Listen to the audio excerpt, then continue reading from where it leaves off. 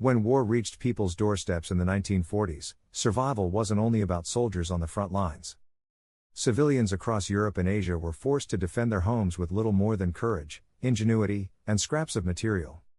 They developed methods so effective that after the war, many of them were hidden, suppressed, or outright classified as too dangerous to circulate. These home defense secrets were not polished strategies from military manuals. They were born out of desperation, trial and error, and the will to survive.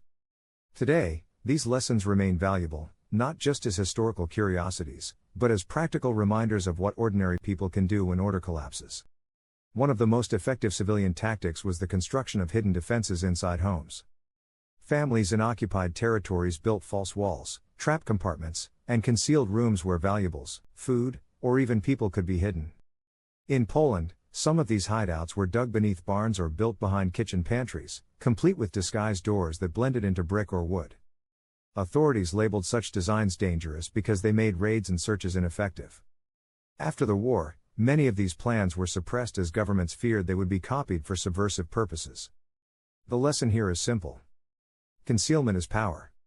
A modern household can adopt this principle by installing false shelving, using hidden safes, or building discreet storage under staircases to protect essentials from theft or confiscation. Another forbidden home defense secret came in the form of improvised traps. Civilians without access to firearms often created low-tech defenses using everyday materials. Weighted doors rigged to swing shut and pin intruders, pits covered with weak planks and spiked barricades made from sharpened farm tools all became common in certain occupied regions. These were classified after the war because of their lethality and the fear that they might inspire unrest. Yet the concept behind them remains useful. Obstacles slow intruders and buy time. In today's terms, one doesn't replicate spiked barricades, but reinforcing doorways with heavy beams, installing floor braces, or even keeping furniture positioned as movable barriers draws from the same principle of resistance through delay. During the war, blackouts were enforced to prevent enemy bombers from targeting cities. But civilians went much further in refining the art of concealment. Some households built double-layer blackout curtains filled with charcoal dust or heavy tar to absorb light leaks, while others created hidden light boxes to allow small tasks to be done at night without giving away their position. Military authorities considered many of these tricks classified because they could also be used to hide illegal gatherings or underground resistance work. The modern lesson is about controlling visibility. In a grid-down situation today, blackout curtains, foil-lined drapes, or even layered blankets over windows can conceal activity inside a home from prying eyes, ensuring privacy and security when it matters most. Civilians in occupied Europe frequently built crude alarm systems to warn of approaching patrols or intruders. Simple devices included strings attached to tin cans filled with stones, glass bottles balanced on doors, or concealed tripwires that rang small bells. Some partisans even adapted shotgun shells into makeshift alarm triggers, though these were highly dangerous and later strictly classified as sabotage devices. But the core idea, however, was sound awareness of an intruder before they reached the heart of a home. These days, a safe and modern application is to use motion-activated lights, inexpensive battery-powered alarms, or even low-tech noise makers attached to doors and windows. Honestly, the same principle, early warning, is just as valuable now as it was then. While official rationing systems tightly controlled food and supplies, many families, secretly stored reserves in hidden caches. These weren't just food stashes, but full defense resources. Kerosene, salt, and heavy tools that could double as weapons if needed.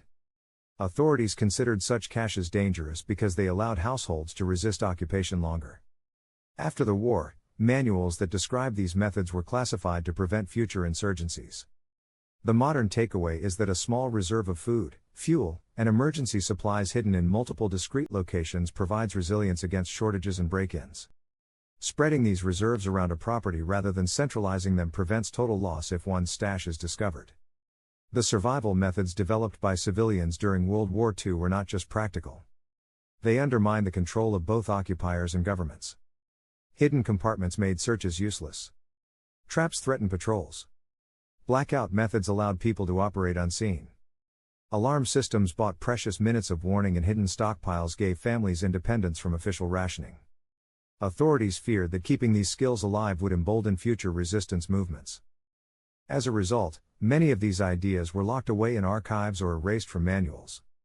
But the fact remains they worked, and they remain relevant to anyone interested in resilience and preparedness today. The key is not to replicate dangerous devices, but to well understand the mindset of resilience. Build concealment into your home with hidden storage for valuables and supplies.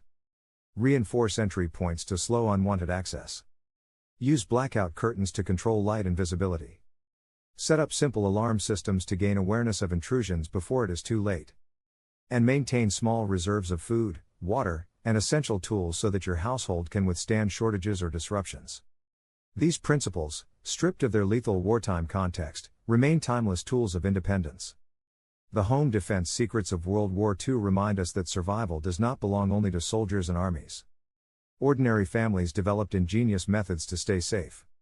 And those methods, though classified as too dangerous, still carry lessons today. If you found this breakdown valuable, make sure to subscribe to In the Beginning for more hidden survival history, and share this with others who value knowledge that empowers. The past is full of lessons that should never be forgotten, and together we can keep them alive.